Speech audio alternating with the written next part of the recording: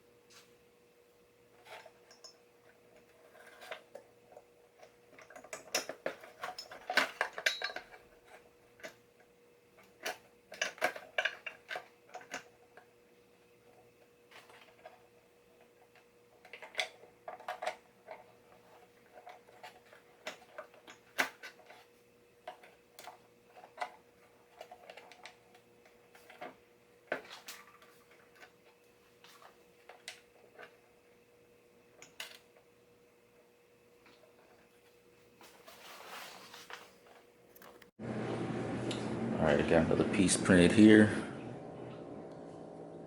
Compared to the old one, that one there. And I took off that hole there. And I also made it slightly thinner. So hopefully it'll sit a little bit lower and hopefully more light will come through. Alright, finally got it all put back together. I was kind of worried about this bolt right here.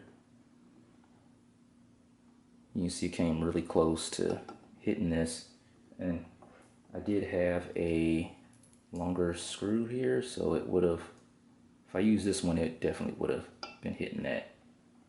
But I had a shorter one and it just barely, about 2-3 millimeters away from hitting that. So I guess I got lucky there. This is just real tight up in here too, and this, the light bar is hitting the lens, so I can't tilt it any far forward. So hopefully it's kind of leveled where it's at now, because I can only go back. I can't go forward anymore. If I really wanted to, I could. I had to re-drill holes for that plate back there, but I don't want to do that. So hopefully it works like this.